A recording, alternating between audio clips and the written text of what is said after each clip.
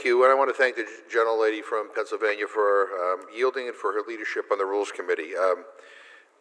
Mr. Speaker, there are lots of good things in this rule, and everybody should vote for it. The Protect Our Democracy Act, and there are lots of amendments to that bill that are included in this rule.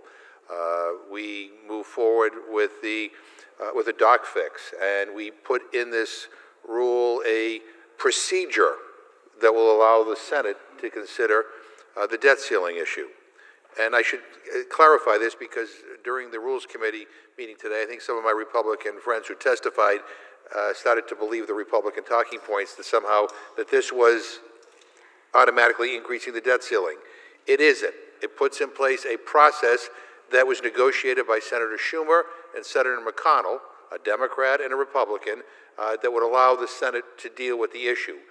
When they deal with it and pass it, we will have to then deal with it and pass it here in the House. So I want to be clear on that. The bill also includes the FY 2022 National Defense Authorization Act that was negotiated between the House and Senate. And it is a bill, in my opinion, that spends far too much on military matters.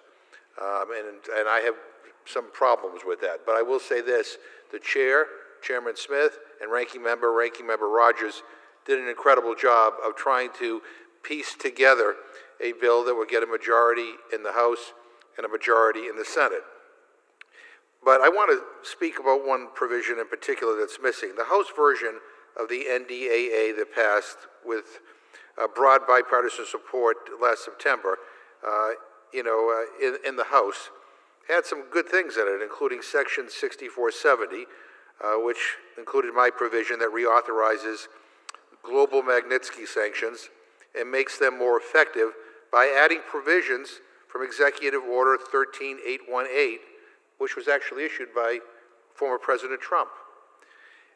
Briefly, the NDAA provision codifies the global Magnitsky sanctions as they have been applied over the last 5 years. We need to reauthorize the global Magnitsky sanctions because when they became law in 2016, a sunset was added. Since 2016, global Magnitsky sanctions have had strong bipartisan support and have proven to be one of our most powerful foreign policy tools. They have been imposed on more than 300 human rights abusers and corrupt actors in nearly 40 countries around the world. Human rights groups, civil society organizations, and victims organizations overwhelmingly support them. The number one request we hear from threatened human rights defenders is that the U.S. impose global Magnitsky sanctions on government perpetrators, on the individuals, on the institutions responsible for heinous human rights atrocities. In 2020, global Magnitsky sanctions were imposed on Chinese officials for abusing Uyghurs in China. Who opposes that?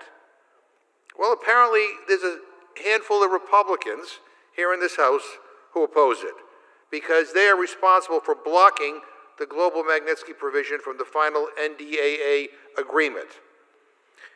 And these are the same people that are happy to talk about human rights and how important human rights is, and then they issue press releases and call for sanctions, when there's a human rights atrocity that they want to be involved in. But when it comes to making sure that the U.S. government can maintain the tools it needs to advance human rights, they just said no. Can I ask for an additional? Yes, I yield an additional minute. They said no. Shame on those who derailed this in the negotiations between the House and Senate. It's not enough to issue press releases. We need to take action.